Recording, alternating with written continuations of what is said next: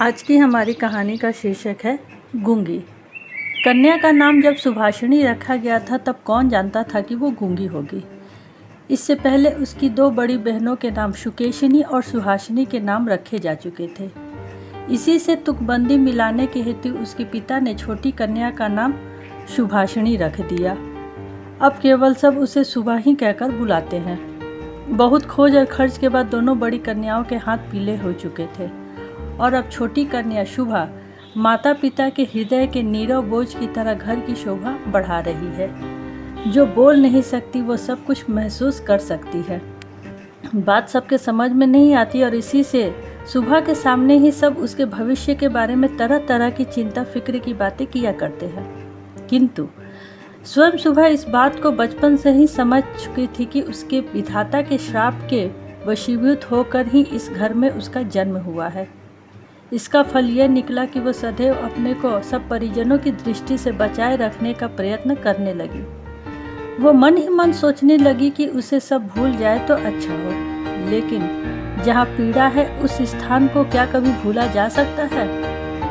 माता पिता के मन में वो हर समय पीड़ा की तरह जीती जागती बनी रहती है।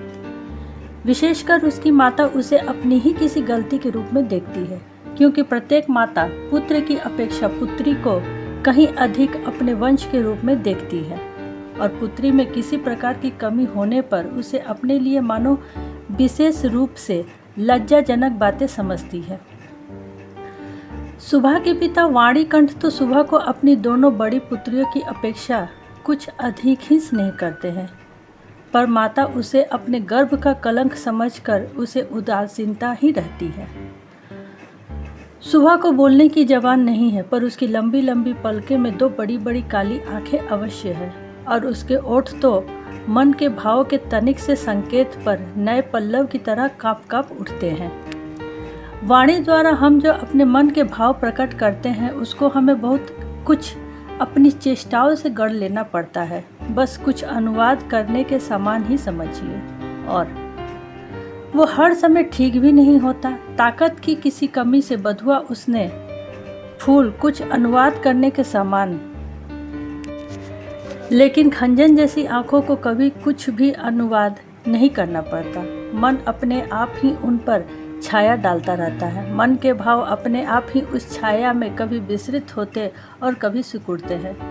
कभी कभी आंखें चमक दमक कर जलते लगती है तो कभी उदासीनता की कालिमा में बुझ सी जाती है। कभी डर, कभी डूबते हुए चंद्रमा की तरह टकटकी लगाए ना जाने क्या देखती रहती है, तो कभी चंचल दामिनी की तरह ऊपर नीचे इधर उधर चारों ओर बड़ी बड़ी तेजी से छिटकने लगती है। और विशेषकर मुंह के भाव के सिवा जिसके पास जन्म से ही कोई भाषा नहीं, उनकी आंखों की भाषा तो बहुत उदार और अथाह गहरी होती है। करीब करीब साफ सुथरे नीले गगन के समान उन आँखों को उदय से अस्त तक, सुबह से शाम तक और शाम से सुबह तक छवि लोक की निस्तब्ध रंगभूमि ही मानना चाहिए। जीवाहीन इस कन्या के विशाल प्रकृति के समान एक जनहीन महानता है, और यही कारण है कि साधारण लड़के लड़की और उसकी ओर से किसी न किसी प्रकार का भय सा बना रहता था। उसके साथ कोई नहीं खेलता। वो नीरव दोपहिए के समान शब्दहीन और संगहीन एकांतवासिनी बनी रहती। गांव का नाम है चंडीपुर। उसके पार्श्व में बहने वाली सरिता बंगाल की एक छोटी सी सरिता है, गृहस्थ के घर की छोटी लड़की के समान। बहुत दूर तक उसका फैलाव नहीं है, उसको तनिक भी आलस्य नहीं है। वह अपनी इकहरी देह के लिए अपने दोनों छोरों की रक्षा करती हुई अपना काम करती जाती है। दोनों छोरों के ग्रामवासियों के साथ मानो उसका एक न एक संबंध स्थापित हो गया है। दोनों ओर गांव है और वृक्षों के छायादार ऊंचे किनारे, जिनके नीचे से गांव की लक्ष्मी सरिता अपने आप को भूलकर शीघ्रता के साथ कदम बढ़ाती हुई बहुत ही प्रसन्न चित्त असंख्य शुभ कार्यों के लिए चली जा रही है। वाणीकंठ का अपना घर नदी के बिल्कुल एक छोर पर है। उसका खपचियों का बेड़ा, ऊंचा खप्पर, गाय, घर, भूस का ढेर, आम, कटहल और केले का बगीचा हर एक नाविक की दृष्टि से अपनी ओर आकर्षित करता है। ऐसे घर में आसानी से चलने वाली ऐसी सुख की गृहस्थी में उस गूंगी कन्या पर किसी की दृष्टि पड़ती है या नहीं मालूम नहीं, पर काम धंधों से जो ही उसे तनिक फुर्सत मिली त्यों ही झट से वह नदी के किनारे जा बैठती। प्राकृतिक अपने पार्श्व में बैठकर उसकी सारी कमियों को पूर्ण कर देती है। नदी की स्वर ध्वनि, मनुष्य की शोर, नाविकों सुमधुर गान, चिड़ियों की चहचहाट, पेड़ पौधों की मर्मक ध्वनि, सब मिलकर चारों ओर गमनागम आंदोलन और कंपन के साथ होकर सागर की उत्ताल तरंगों के समान उस बालिका के चिर स्तंभ हृदय उपकल के पार्श्व में आकर मानो टूट फूट पड़ती है। प्राकृतिक के यह अनोखे शब्द और अनोखे गीत, यह भी तो गूंगी की ही भाषा है। बड़ी बड़ी आंखें और उसमें भी बड़े बड़े पलकों वाली सुभाषिनी की जो भाषा है, उसी का मानो वह विश्वव्यापी फैलाव है, जिसमें झिंगुरों की झीन झीन ध्वनि से गूंजती हुई तृणभूमि से लेकर शब्दातीत नक्षत्र लोक तक केवल इंगित, संगीत, क्रंदन और उच्छ्वासों भरी पड़ी है। और दोपहियों को नाविक और मछुए खाने के लिए अपने अपने घर जाते, गृहस्थ और पक्षी आराम करते, पर उतारने वाली नौका बंद पड़ी रहती। जन समाज अपने सारे काम धंधों के बीच में रुककर सहसा भयानक निर्जन मूर्ति धारण करता। तब रुद्र महाकाल के नीचे एक गूंगी प्राकृतिक और एक गूंगी कन्या दोनों आमने सामने चुपचाप बैठी रहती, एक दूर तक फैली हुई धूप में और दूसरी एक छोटे से वृक्ष की छाया में। सुभाषिनी की कोई सहेली हो ही नहीं सकती, सो बात नहीं। गौ घर में दो गाय है, एक का नाम सरस्वती और दूसरा का नाम पार्वती। ये नाम सुभाषिनी के मुख से उन गायों ने कभी नहीं सुने, परंतु वह उनके पैरों की मंथर गति को भली भांति पहचानती है। सुभाषिनी का बिना बातों का एक ऐसा करुण स्वर है जिसका अर्थ वह भाषा की अपेक्षा नहीं अधिक सरलता से समझ जाती है। वह कभी उन पर लाड नहीं करती, कभी डांटती नहीं, कभी प्रार्थना का भाव दर्शाकर उन्हें मानती है। इन बातों को उसकी सारों और पारों इंसान से कहीं अधिक और भलीभांति समझ जाती है। सुभाषिनी गौ घर में घुसकर अपनी दोनों बाहों से जब सारों की गर्दन पकड़कर उसके कान के पास अपनी कनपट्टी रगड़ती है, तो पारो स्नेह की दृष्टि से उसे निहारती हुई उसके शरीर को चाटने लगती है। सुभाषिनी दिन भर में कम से कम 2-3 बार तो नियम से गौघर में जाया करती थी। इसके सिवा अनियमित आना जाना भी बना रहता। घर में जिस दिन वो कोई सख्त बात सुनती, उस दिन उसका समय अपनी गूंगी सखियों के पास बीतता। सुभाषिनी की सहनशील और विषाद शांत चितवन को देखकर वे न जाने कैसी एक अन्य अनुमान शक्ति में उसकी मर्म वेदना को समझ जाती। उसकी देह से सटकर धीरे धीरे उसकी बाहों पर सिंग घिस घिस कर अपनी मौन आकुलता से उसको धैर्य बांधने का प्रयत्न करती। इसके सिवा एक बकरी और बिल्ली का बच्चा भी था। उनके साथ सुभाषिनी की गहरी मित्रता तो नहीं थी, फिर भी वे उससे बहुत प्यार रखते हैं और कहने के अनुसार चलते। बिल्ली का बच्चा चाहे दिन हो या रात, जब तब सुभाषिनी की गर्म गोद पर बिना किसी संकोच के अपना हक जमा लेता और सुख की नींद सोने की तैयारी करता। सुभाषिनी जब उसकी गर्दन और पीठ पर अपनी कोमल उंगलियां फेरती, तब तो वो उसे आंतरिक भाव दर्शाने लगता, मानो उसकी नींद में खास सहायता मिल रही है। ऊंची श्रेणी के प्राणियों में सुभाषिनी को एक और मित्र मिल गया, किंतु उसके साथ उसका ठीक कैसा संबंध था इसकी पक्की खबर बताना मुश्किल है, क्योंकि उसके बोलने की जीवा है और वो गूंगी है। अंततः दोनों की भाषा एक नहीं थी। वो था गुसाइयों का छोटा लड़का प्रताप। प्रताप बिल्कुल आलसी और निकम्मा था। उसके माता पिता ने बड़े प्रयत्नों के उपरांत इस बात की आशा तो बिल्कुल ही छोड़ दी थी कि वही कोई कामकाज करके घर गृहस्थी की कुछ सहायता करेगा। निकम्मों के लिए एक बड़ी सुविधा यह है कि परिजन उन पर बेशक नाराज रहे, पर बाहरी जनों के लिए वे प्रायः स्नेह पात्र होते हैं।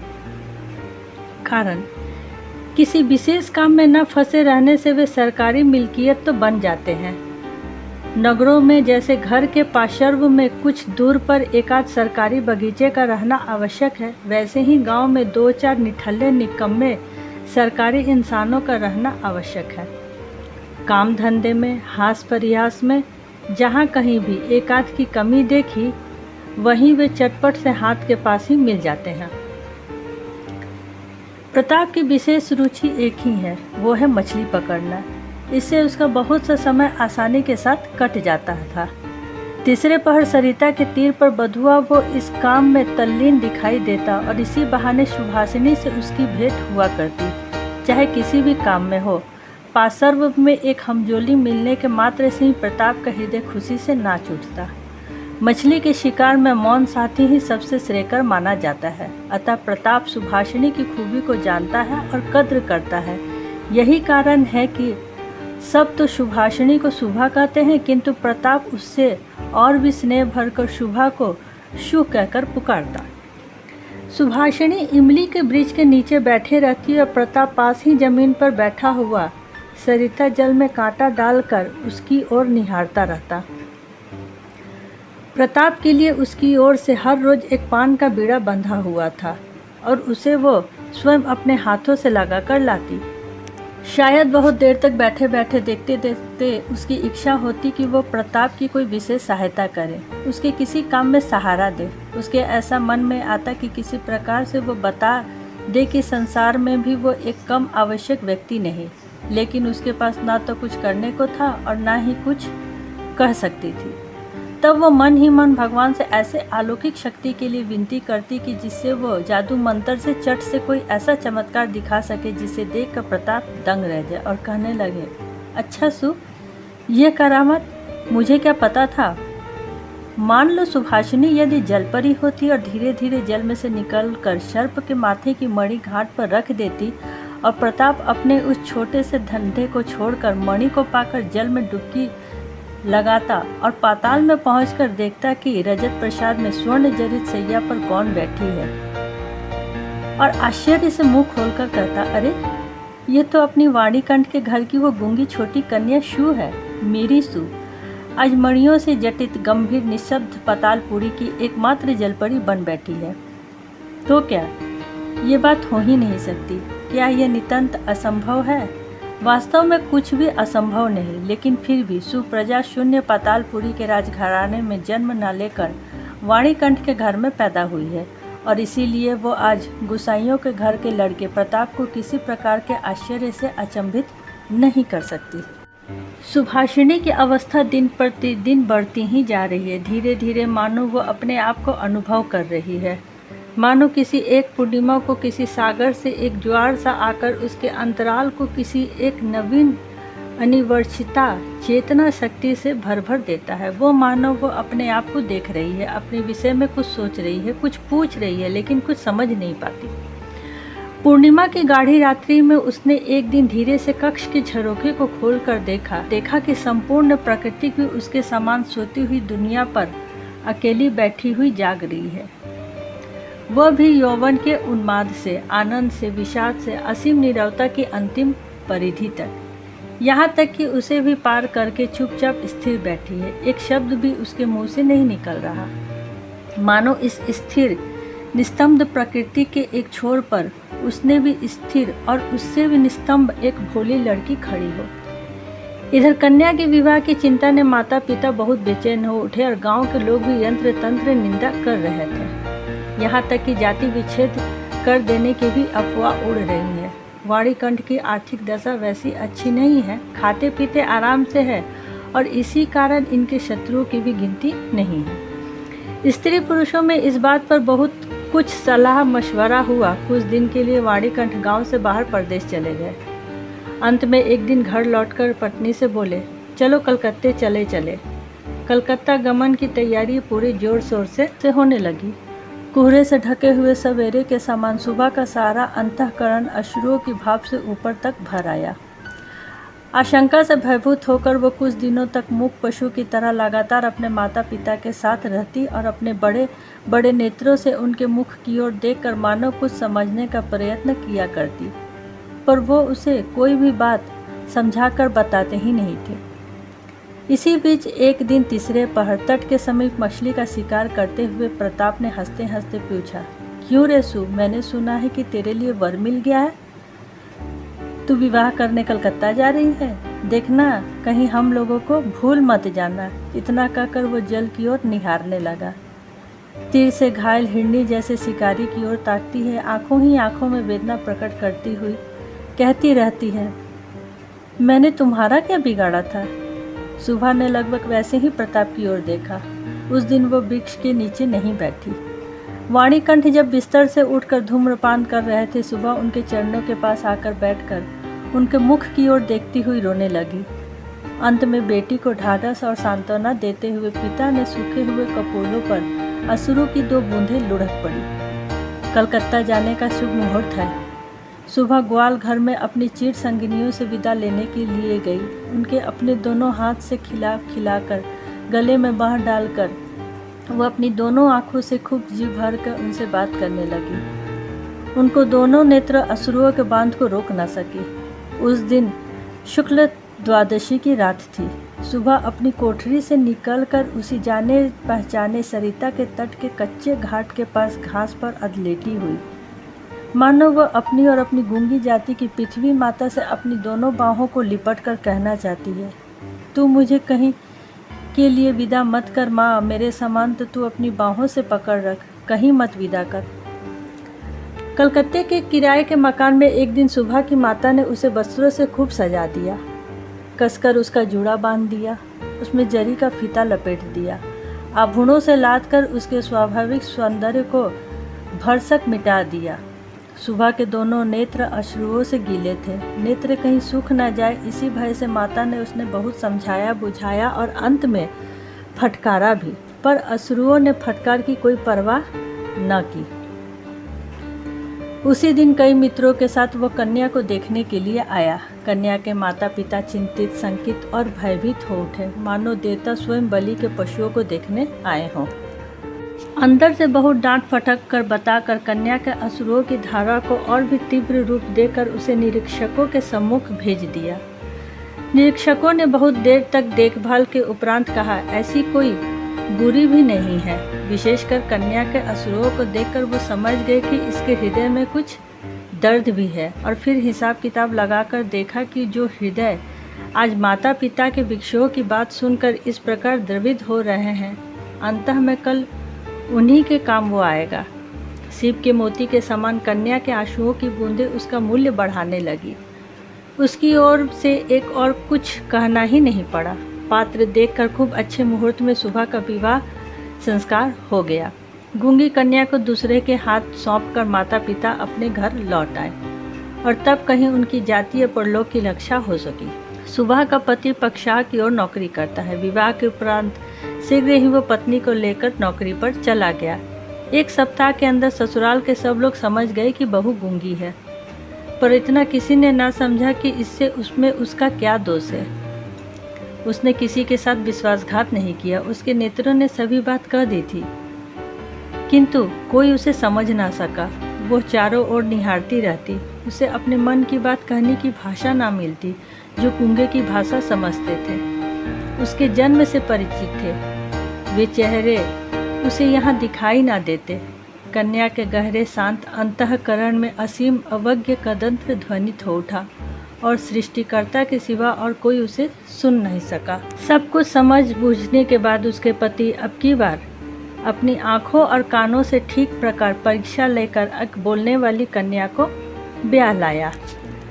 शादी की तैयारियां सुबह ने अपने हाथों से की। सुहाग की सेज भी सुबह ने अपने हाथों से सजाया। नई बहू को सुबह का परिचय एक नौकरानी के रूप में दिया गया, और सुबह को यह कहकर दोबारा गूंगी बना दिया गया, वो अपने मन की व्यथा नई बहू के सामने व्यक्त ना करे। इस तरह सुबह अपने ही पति के घर में एक नौकरानी के हैसियत से चुपचाप सहते हुए रहने लगी।